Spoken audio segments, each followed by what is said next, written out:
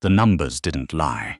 That was the first thing they taught her at the accounting firm, and the last thing she believed in after everything else had been taken from her. Numbers didn't lie. People did. Rowan had lied for 11 months before she found out. She didn't find out the dramatic way. No lipstick on a collar, no strange perfume, no forgotten phone unlocked on the wrong screen. She found out the way she found out everything, through the numbers. A charge on the joint account she'd never approved. A hotel in Whistler on a Tuesday when he'd told her he was in Calgary for a client meeting. A pattern, small and deliberate, buried in the statements like a fracture line running beneath ice. She'd seen it the way she always saw things, quietly, completely, before anyone else in the room. She didn't say anything for 3 days. She just kept going to work, kept making coffee in the mornings, kept setting 2 plates at the dinner table, and watching him eat and talk about the Leafs and ask her if she'd remembered to call the caterer about the seating arrangement for the wedding. The wedding, 42 days away. She said yes, she'd remembered, she remembered everything. Her name was Juniper Lowe, 29 years old, senior accounts manager at Caldwell & Birch on King Street West in Toronto, which sounded more impressive than it felt on the inside, where the overhead fluorescents buzzed, and the senior partners took credit for her reconciliations, and she was still paying off a student loan from a university she'd attended on scholarships and stubborn early mornings.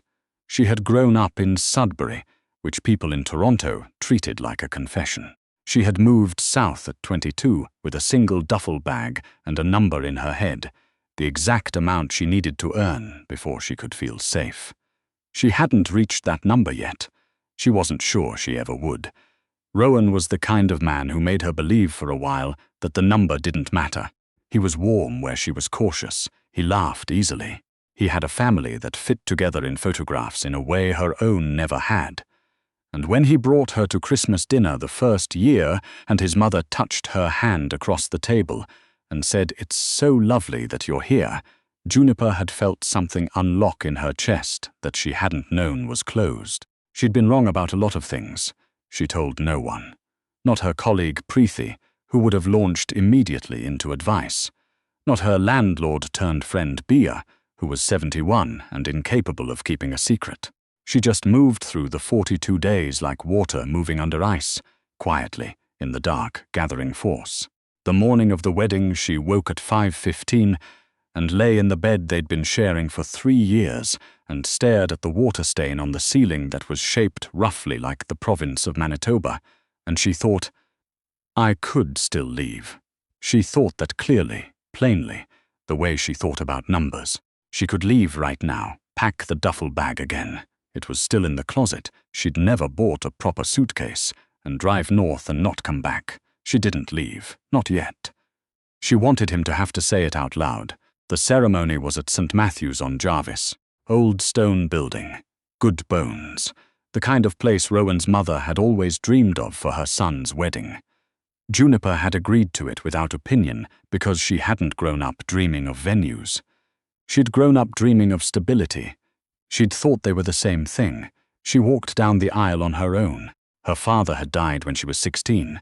There was no one to ask. She carried white ranunculus because the florist had told her peonies were out of season, and she hadn't cared enough to argue. The dress was ivory silk with a low back, bought on sale 6 months ago and altered twice, and she knew she looked good in it because Preethi had cried at the fitting, and Preethi never cried. She walked and she watched Rowan's face, and she saw the exact moment he realized she knew. It was subtle, a slight tightening around the eyes, a flicker, not of guilt exactly, but of calculation. He was the kind of man who had always had a story ready. She watched him preparing one now, behind his eyes, while the organ played and her heels clicked on the stone floor, and everyone she knew or had ever borrowed money from sat in pews and watched her walk toward him. She stopped 2 feet short of the altar. "I know about Whistler," she said. She said it quietly. The organ was still playing. The first 3 rows heard. By the time the organ stuttered and stopped, the silence was total. Rowan's face did something complicated. She watched it happen in real time. The story he'd prepared dissolving, something rawer taking its place, something that looked almost like relief, which was the thing she hadn't expected, and which was somehow the worst part. "Junie," he said, "don't." She said it the way she said everything, without decoration. "I know about the hotel. I know it wasn't the first time. I know the timeline." She paused. "I'm an accountant, Rowan. I know exactly what the numbers add up to." She heard his mother make a sound somewhere behind him. She turned and walked back down the aisle. She didn't run. She had never run from anything in her life, and she wasn't going to start in ivory silk. She made it to the narthex, the little stone entryway before the main doors, and she stopped because her legs were shaking finally, now that no one she knew could see her. She pressed one hand against the cold stone wall and breathed. The dress was too tight across the ribs. She was very aware of the borrowed pearl earrings in her ears. She thought, with a clarity that surprised her, that she had nowhere to go. The hall deposit was in Rowan's name. The hotel block for out-of-town guests was in Rowan's name. The car outside was Rowan's. She had arrived this morning in a white rented limousine that was already gone. She had the duffel bag, which was at Rowan's apartment, which she no longer wanted to enter. She had $63 in her personal checking account, and the next paycheck wasn't until Friday. She pressed harder against the wall and kept breathing. The side door of the narthex opened. She didn't look up immediately. She assumed it was Preethi, or Rowan's cousin, who was always kind to her, or the priest coming to ask what he should do about the 300 people now sitting in his church, with nothing to witness. She looked up.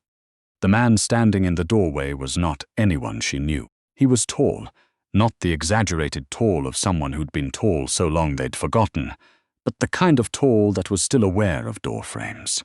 Dark overcoat, good wool, the kind that didn't have visible buttons because it didn't need to announce itself. He was older than Rowan by at least 10 years. His face was. She searched for the word and landed on composed, though that wasn't quite right either. Composed suggested effort. His face had the quality of something that had long ago settled into stillness. There was a scar along his jaw. She noticed it the way she noticed the details in financial statements. Not because she was looking for it, but because her brain catalogued what didn't fit the pattern. He looked at her with grey eyes that moved over the situation, once, efficiently, the way a surveyor looks at land. "You're the one who just walked out," he said. It wasn't a question. "Yes, smart." She stared at him. "Excuse me?" He didn't repeat himself. He stepped further into the narthex and let the side door close behind him, and she noticed now that there was another man in the doorway he'd come from, and standing outside, back turned, hands clasped, and another beyond him. "You're shaking," the man said. "My legs are cold." She pushed off the wall. "Who are you?" "Callum." He paused slightly, a small correction in real time. "Harrow. Callum Harrow."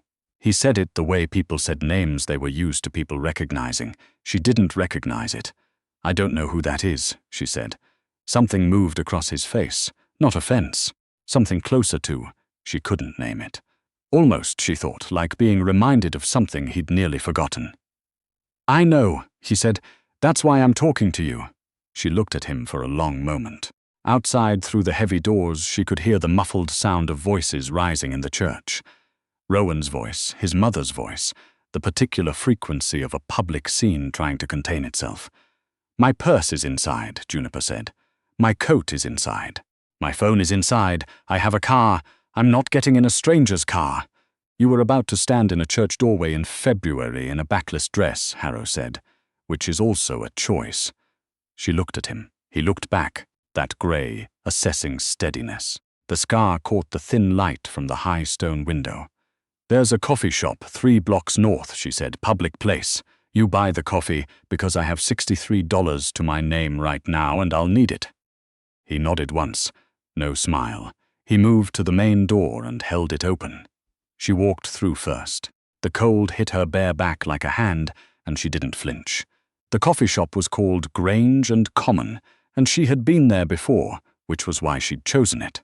The barista knew her order. That felt important. To have one person in the city who could confirm she existed in her ordinary life. Harrow ordered black coffee. She ordered a large oat latte, and a blueberry scone because she hadn't eaten this morning, and it was now 11:40 and she realized, absolutely starving. He paid without looking at the total. They sat at a corner table near the window. The street outside was grey and dry, that particular Toronto February that wasn't quite cold enough for proper snow, but cold enough to be unpleasant. She was still in the dress. A woman at the next table looked at her twice. She ate half the scone before she said anything. "You were at the church," she said. "Why?" "A meeting, in a church. Churches are quiet," Harrow said. "And the man I needed to speak to is a priest." She considered this. It was either true or an extremely specific lie. "What do you want?" He wrapped both hands around the coffee cup. His hands were large, and there was a faded mark on his right knuckle. Not a scar exactly, more like a place where something had healed a long time ago and left the skin a slightly different texture. She noticed it. She noticed most things. "I need a bookkeeper," he said. She looked at him. "Not a firm," he said. "One person. Someone who can sit in a room with numbers that don't look clean on the surface and make them make sense. Someone who knows when to stop asking questions." "That sounds like a description of money laundering," she said. "It sounds like a description of my business," he said. "Which I'd prefer you not name out loud in a coffee shop." Juniper set down her scone. She looked at the street outside. A man in a Canada Goose parka was walking a Bernese mountain dog on a plaid leash. "I'm a senior accounts manager at a licensed firm," she said. "I have a CPA designation. I have a professional obligations." "You have $63, Harrow said, "and no coat." She turned back to him. 3 months, he said. "On contract. I'll pay you more in 3 months than you earn in 2 years at Caldwell & Birch." She knew what she was supposed to say. She knew the right answer, the sensible answer, the answer that the version of herself who'd earned a CPA on student loans and careful choices was supposed to give. She said, "What kind of numbers?" He gave her 24 hours to decide. She spent them in a hotel on Queen West that Harrow had paid for in cash, with the duffel bag that Preethi had retrieved from Rowan's building without Juniper having to go herself. Preethi had texted, "I didn't ask questions." Then, 3 minutes later, "I have so many questions." Then, "Are you okay?" Juniper had typed, "Getting there," and then put the phone face down. She sat on the hotel bed in borrowed sweats that Preethi had stuffed into the bag. She didn't own many things, had never found a good reason to accumulate them. And she opened her laptop, and she did what she always did when she needed to understand something. She looked at the numbers. Callum Harrow. He wasn't in the way ordinary people weren't in things. He was in the way that people who were very deliberate about their absence were not in things. There were shell companies she could trace, if she followed the thread long enough, to his name or to variations of it. But the thread always went loose at the same depth. He owned a private holding company registered in Ontario. He had a firm of lawyers whose website listed 7 partners and no clients. He had the kind of money that didn't appear anywhere because it didn't need to announce itself. She found one photograph, a charity auction in 2019, in the background of a group photo, nearly cropped out. Grey eyes, overcoat, scar along the jaw. She found a name mentioned twice in a court filing from 2021, in connection with a case that had subsequently been sealed. The name was Harrow. She closed the laptop and lay back on the hotel bed and looked at the ceiling. She thought about the hotel charge in Whistler. She thought about the way Rowan's face had looked when she stopped at the altar, that flicker of relief, like she'd solved a problem he'd been unable to solve himself. She thought about what it felt like to be that useful to someone in that particular way. She thought about $63. She thought about the number she'd carried since she was 22. The amount that meant safety. That meant no more choosing between the phone bill and groceries. That meant she could stop waking up at 3 in the morning with her heart going fast for no reason she could name. She thought about what Harrow had said at the coffee shop before he'd stood to leave. "I pay what things are worth." He'd said it without emphasis, the way people say things they've never had to make a case for. I've found that most people, eventually, can tell the difference. She'd thought about that for a long time. She called him at 9 the next morning. "Okay," she said. A pause. Okay, 3 months, she said. I want the terms in writing. I want my own workspace. I don't want to be in the same room as anything I don't need to be in the same room as. And I want it structured as a consulting arrangement so I can keep my CPA designation if I decide to. You've thought about this, he said. I think about everything, another pause. Not the kind that meant he was deciding. The kind that meant he was recalibrating something. I'll have the agreement ready by noon. She looked around the hotel room, the duffel bag on the chair, the borrowed sweats, the laptop still closed on the desk. One more thing, she said. Yes, tell me what I'm actually walking into. A long pause this time, longer than the others. I run certain operations, he said, that require discretion.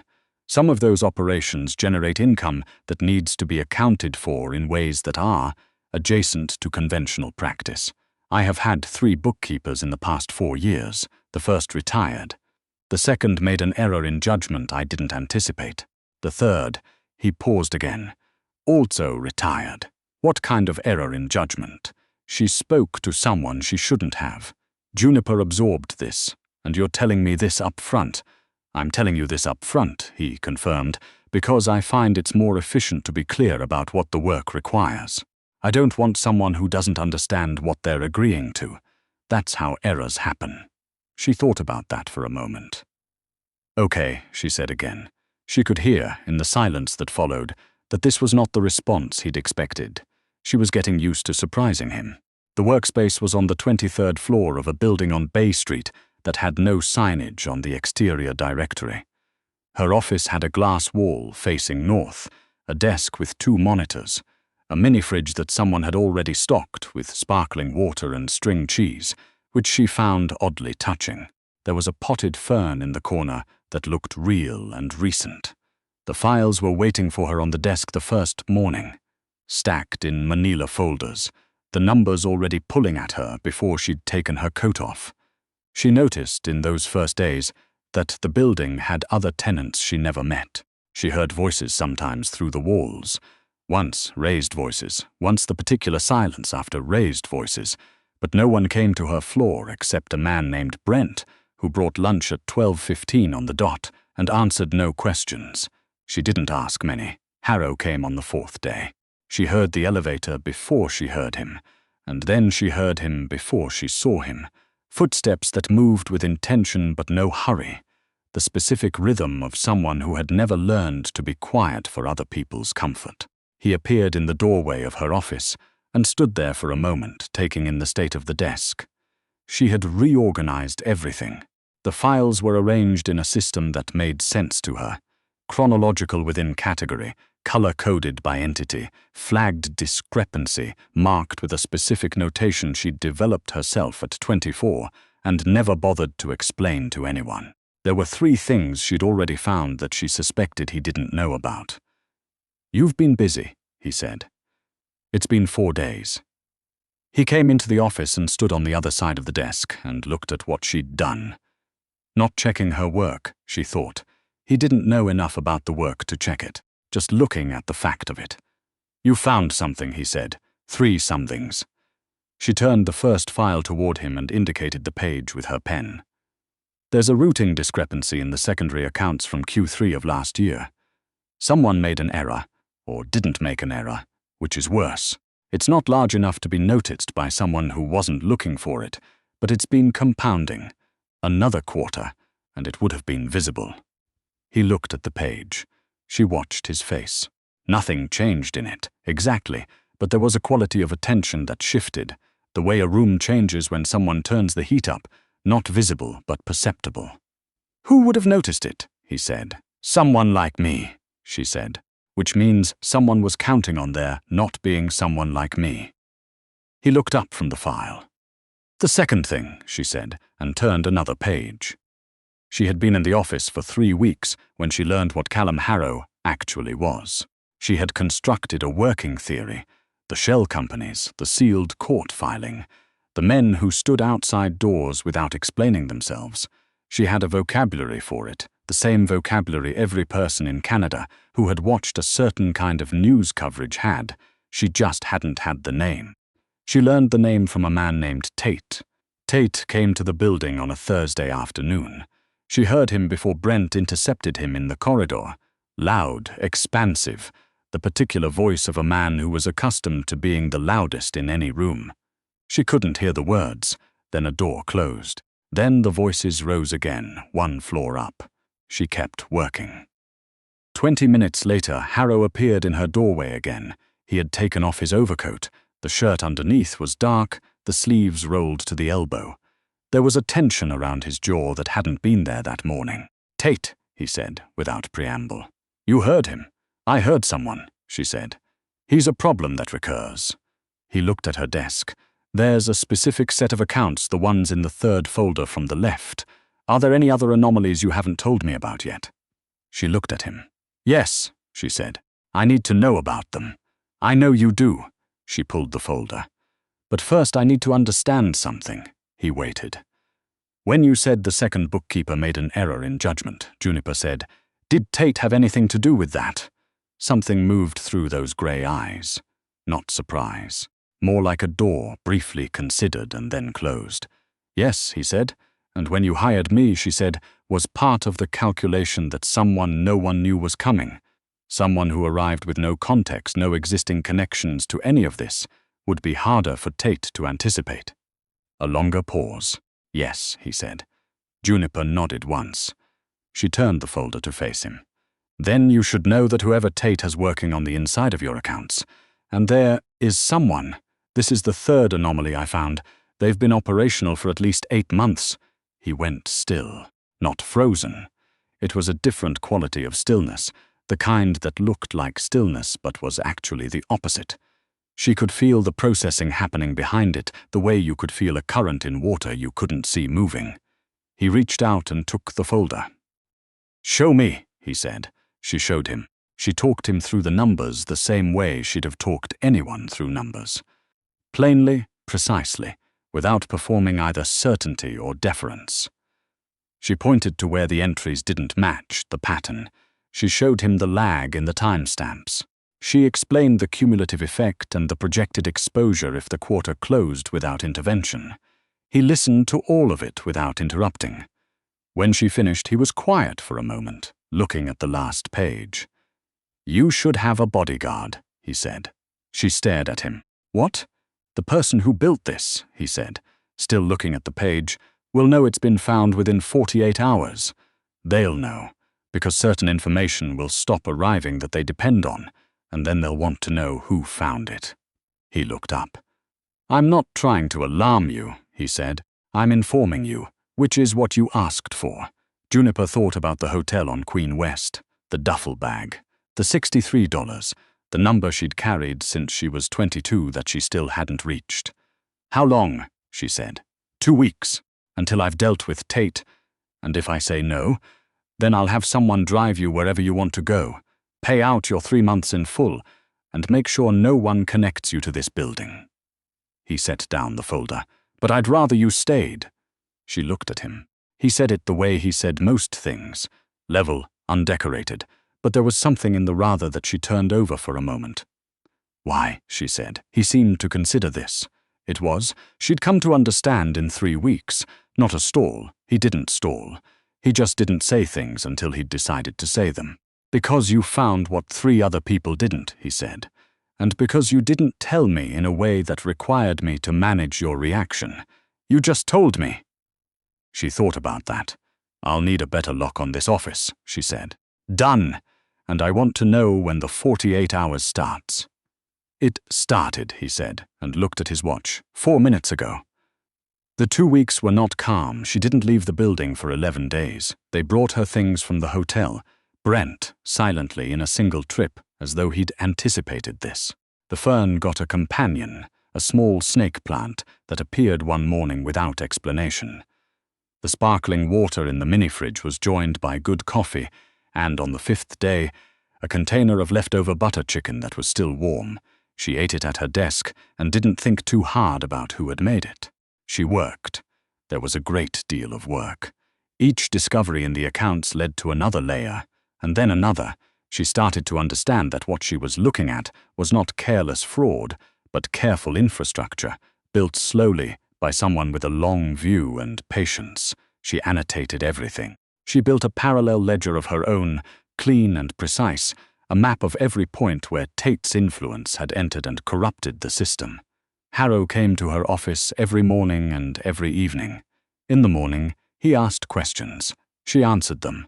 He took notes by hand in a small notebook she never saw him without, dark cover, no brand visible, and his handwriting, in the glimpses she caught, was dense and angular and probably illegible to anyone but him. In the evenings, he didn't always ask questions. Sometimes he just looked at what she'd done. Once he brought 2 cups of coffee from somewhere that wasn't the building's machine and set one on her desk without comment and drank the other, standing at the window, looking at the city below, and she worked and he stood there, and neither of them felt the need to fill the silence. She'd never been good with people. She'd been good with numbers, which were, in her experience, more honest. But she found that Harrow's silences were of a similar quality. They didn't demand anything from her. They just occupied the space they were entitled to. On the 12th day, he came to her office at 7 in the evening and said, "It's done." She looked up from the monitor. "Tate," he said, "the arrangement is terminated. The exposure is contained." "Terminated how?" "That," he said, "is outside the scope of what you need to know." She nodded. "And the internal person, no longer a concern." She nodded again. She saved the file she was working on. She was aware that her heart was doing something irregular, and had been for approximately the last 12 days, a kind of sustained low-frequency alarm that she'd gotten better at ignoring, and that now, with him saying it's done, was beginning to quiet. "The full ledger is ready," she said. "Both versions, the annotated one that shows the interference, and the clean parallel one. You should have your lawyer look at both." "I will." "There are 3 accounts that I'd recommend closing entirely and reopening under different structures. I've written the recommendation as a separate document. I'll read it tonight." She was out of things to report. She became aware of this, a certain quality of finishedness, the particular silence after the last item on a very long list. "Thank you," he said. It was the first time in 12 days that he'd said it. She looked at him. He was standing in the doorway again. He seemed to default to doorways, like he was always assessing whether a room was worth entering fully. The scar along his jaw was less visible in the evening light. He looked, she thought, tired in a way that wasn't about sleep. "You have 10 days left on the contract," she said. "I know. Do you want me to stay or go?" A pause. His eyes moved to the desk. The 2 monitors, the organized folders, the annotated ledger, the snake plant that had grown visibly in 2 weeks, which she'd been quietly pleased about. "That," he said, "would be your choice to make." She thought about the number she'd been carrying. She did a quick, involuntary calculation. What 3 months of Harrow's rate meant, what it changed, how many months closer it brought her to the number that meant safety. She also thought about the butter chicken that had arrived warm, the snake plant, the particular quality of standing at a window with a cup of coffee while someone worked nearby, and neither of you needing it to be anything other than what it was. "I'll think about it," she said. He nodded once. He turned to go. "Harrow." He stopped. "The routing discrepancy in the Q3 accounts," she said. "The first thing I found. It wasn't just an error. Someone was testing whether you had oversight. They were measuring the gap." He turned back. The grey eyes in the low evening light were very still. "I know," he said. "They found one," she said. "They won't find another." The silence lasted exactly long enough. "No," Callum Harrow said. "They won't." He left. His footsteps moved down the corridor. That same rhythm, intentional, unhurried. The elevator came and went. Juniper Lowe turned back to the monitors. She opened a new file. She set the date. She began, in the clean and specific language she had always used when she was sure of something, to write.